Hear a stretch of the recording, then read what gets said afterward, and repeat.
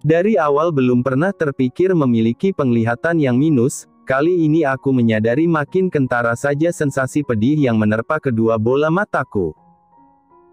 Aku mengerjap beberapa kali, lalu berupaya untuk kembali berkonsentrasi menggunakan mikroskop bedah, memastikan tanganku bergerak tepat pada titik di saraf yang strukturnya sangat halus di otak pasien sesuai dengan yang kulihat di mikroskop. "Kau baik-baik saja, Dok? Matamu sakit?" tanya seorang perawat yang berada di sebelahku. Tanpa sedikit pun memindahkan pandanganku, aku pun menjawab, "Tidak. Aku baik-baik saja." "Kau harus periksa mata dan segera gunakan kacamata, Lily.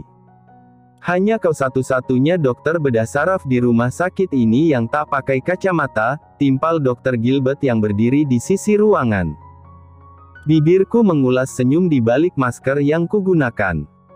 Aku tahu dokter seniorku itu hanya bergurau, meski memang benar bahwa hanya aku yang tidak berkacamata di antara para dokter di unit bedah saraf. Namun, setelah ini sepertinya aku memang harus memeriksakan mataku.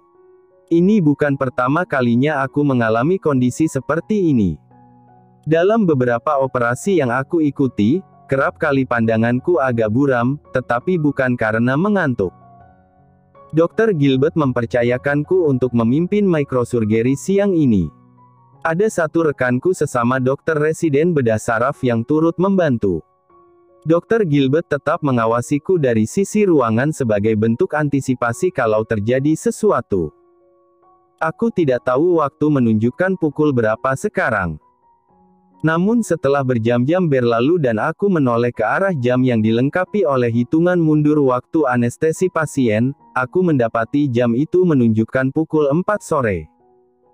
Tepat saat itulah aku menghela napas lega, karena seluruh proses operasi berjalan dengan lancar.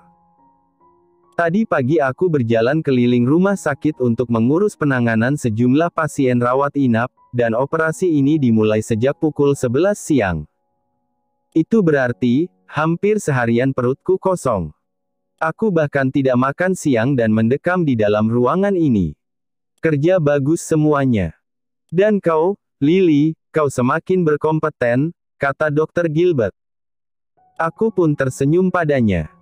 Setelah perawat membantuku melepas jubah ruang operasi dan melepas masker, aku menjawab, "Terima kasih, Dok.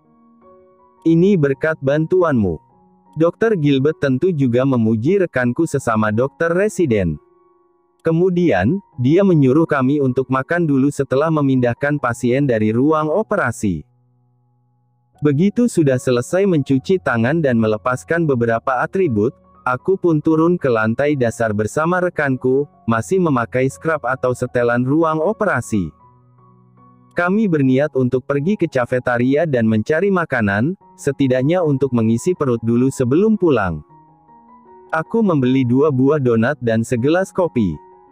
Aku juga mengatakan pada pelayan cafetaria kalau aku ingin membeli selusin donat lagi, tetapi akan kuambil nanti tepat saat jam pulang.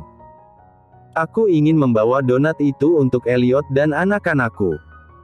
Saat aku baru saja selesai membayar, kepala residen bedah saraf muncul di dekatku dan bertanya, "Apakah kau memiliki janji dengan pasien sore ini?" Aku mengangkat kedua alisku mendengar pertanyaannya. "Tidak, kok. Aku tidak ada janji dengan pasien." "Begitukah?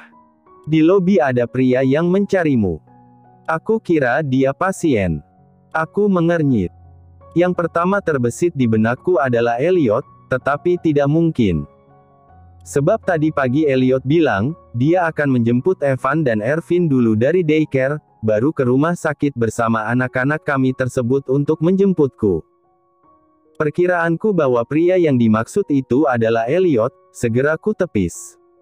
Aku baru ingat kalau tadi siang sebelum masuk ke ruang operasi, aku sempat menelepon nomor studio Louis. Dia mengangkat teleponku, lalu aku mengatakan padanya kalau aku ingin bertemu dengannya. Aku bilang kalau memang dia tidak bisa ditemui di hari ini atau besok, aku akan datang ke studio seninya akhir pekan nanti.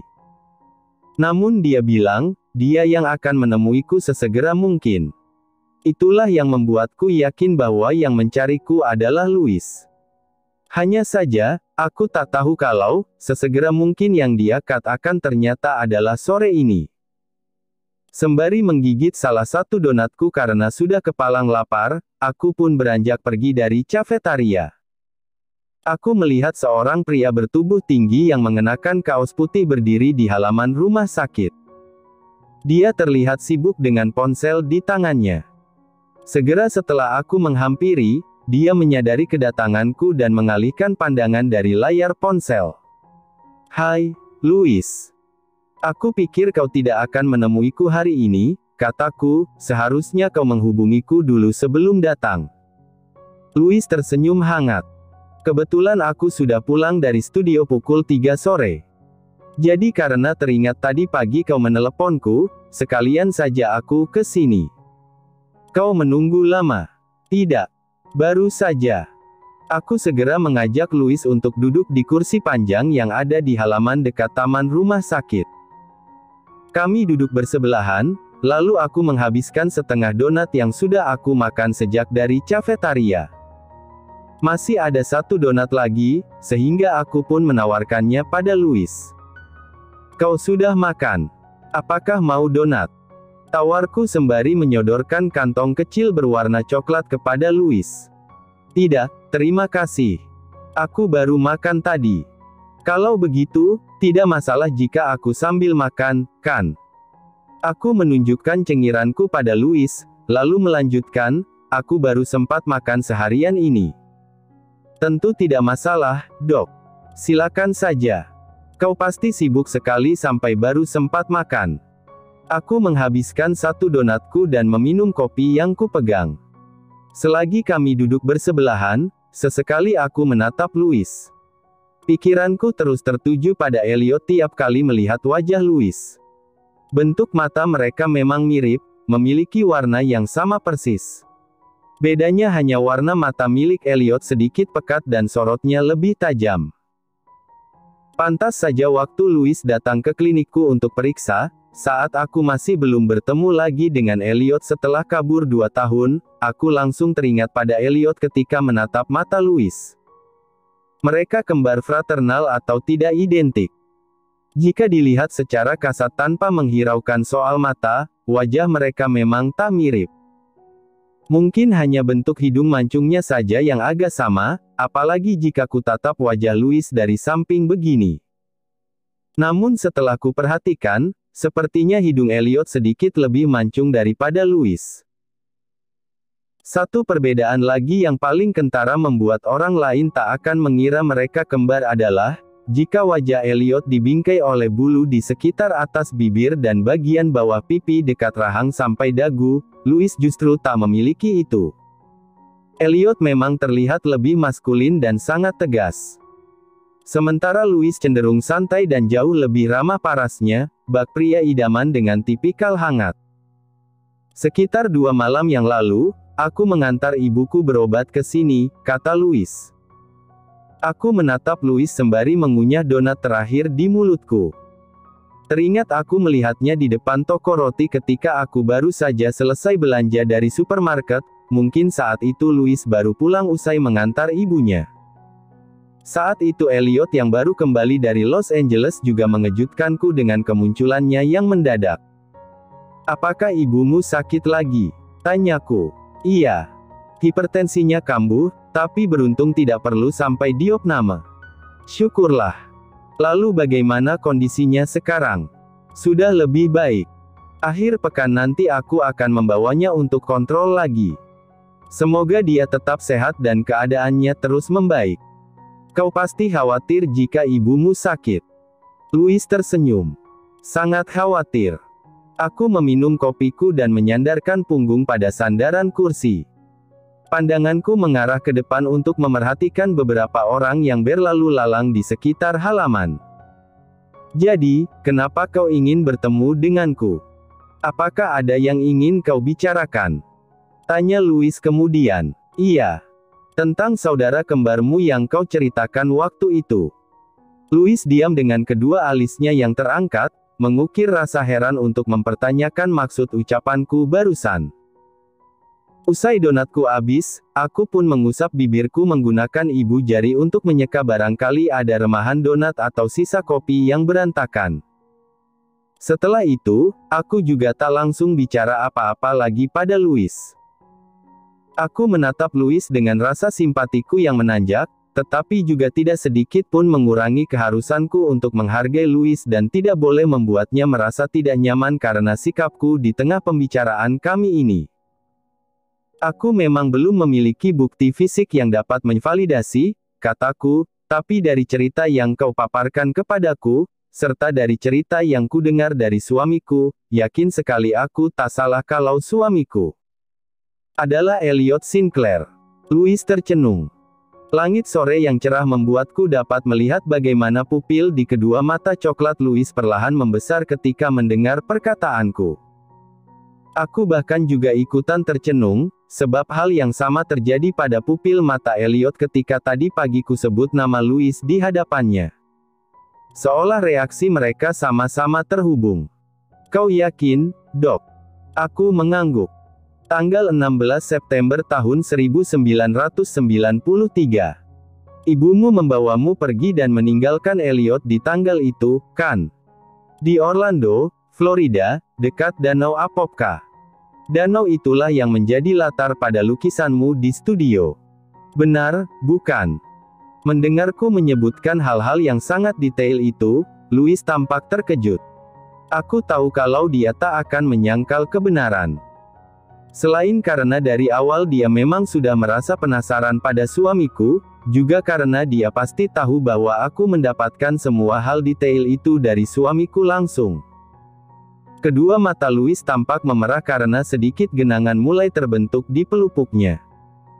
Dia tertegun sejenak, lalu bertanya, "Dok, bisakah aku bertemu dengannya? Kupikir ini tak akan mudah bagi Elliot. Kau pasti paham maksudku. Elliot masih berada di kota ini, kan?" "Masih, Louis." Dia memegang tangan kiriku, menggenggamnya cukup kuat ketika berkata, "Aku akan melakukan apapun untuk bisa bicara dengannya. Aku mohon, Dok. Aku ingin membawa ibuku bertemu dengannya juga." Dia menatapku penuh harap, bahkan wajah tampannya terlihat diliputi kesenduan yang sangat besar. Tidak tahu Elliot mau menerima atau tidak, aku pun juga tidak tahu apakah ini akan menjadi suatu hal yang benar atau salah. Namun karena aku adalah orang yang mudah merasa tidak enak dan tiga tegaan, yang terlontar dari mulutku adalah, "Aku juga sangat ingin Elliot bertemu denganmu, apalagi ibumu. Aku mengerti kalau kau dan ibumu pasti sangat merindukannya. Tapi, aku harus mengajak Elliot bicara dulu." Louis terlihat agak kecewa. Raut wajahnya menunjukkan kalau keinginan utamanya adalah bertemu Elliot sekarang juga. Seandainya dia mengerti bahwa keinginannya itu belum tentu berakhir baik. Maksudku, siapa yang bisa memprediksi reaksi Elliot? Jangankan untuk persoalan seberat dan sesakit ini, memprediksi isi pikirannya saat dia sedang tersenyum pun kadang sangat sulit. Aku melirik jam di ponselku yang ternyata sudah menunjukkan pukul 5 lewat. Aku pun menatap Louis dan berkata, "Aku harus kembali ke dalam untuk ganti pakaian dan mengambil tasku." "Ini sudah jam pulangmu, kan?" tanya Louis. Aku pun mengangguk. "Aku akan menunggumu di sini. Masih ada yang ingin aku bicarakan denganmu." Aku menghela napas dan mengangguk untuk mengiyakan. Setelah itu, aku pun bergegas kembali ke dalam rumah sakit. Aku mengganti pakaianku usai mengonfirmasi di ruangan residen bedah saraf tentang data-data operasi yang kulakukan hari ini. Setelah itu, aku berpamitan dengan rekan-rekanku yang masih menetap untuk berjaga. Besok atau lusa, mungkin akan menjadi giliranku untuk masuk dari pagi dan berjaga sampai larut jika pekerjaan bertumpuk. Begitu turun ke lantai dasar, aku lebih dulu pergi ke cafetaria yang terletak di bagian belakang rumah sakit. Aku harus mengambil donat pesananku yang tadi memang kukatakan akan kuambil saat jam pulang. Setelah itu, sambil membawa kantong berisi kotak donat, barulah aku melangkah keluar dari lobi untuk pergi ke halaman rumah sakit dan menghampiri Louis yang benar-benar menungguku. Aku berdiri berhadapan dengan Louis. Baru saja aku akan bilang pada Louis kalau lebih baik kami mengatur pertemuan di lain waktu, sebab aku harus pulang karena Elliot pasti akan menjemputku. Belum sempat mulutku mengucapkan sepatah kata pun, aku sudah lebih dulu mendengar suara familiar dari kejauhan yang berkata, "Baby, kau sudah pulang." Sesaat setelah itu, ada pula suara kompak yang dengan kegirangan memanggil, "Ibu." Aku maupun Louis sontak menoleh ke sumber suara tersebut. Kulihat Elliot muncul dari arah area parkir rumah sakit, lalu menghampiriku bersama Evan dan Ervin dengan wajah mereka yang tampak sangat gembira. Sepanjang perjalanan, mereka bertiga pasti bercanda dan bermain asyik, sehingga terlihat semeringah begini. Suamiku yang mengenakan kemeja hitam dengan bagian lengan tergulung sampai siku itu menggendong Ervin di atas pundaknya. Tangan kanannya menahan posisi Ervin agar tetap aman, sementara tangan kirinya menggandeng Evan yang asyik mengisap permen tongkat. Aku tahu kalau Louis terus memerhatikan Elliot dengan perasaannya yang pasti campur aduk setelah pembicaraan kami tadi. Dan begitu Elliot tiba di dekatku, tentunya Elliot balik menatap Louis.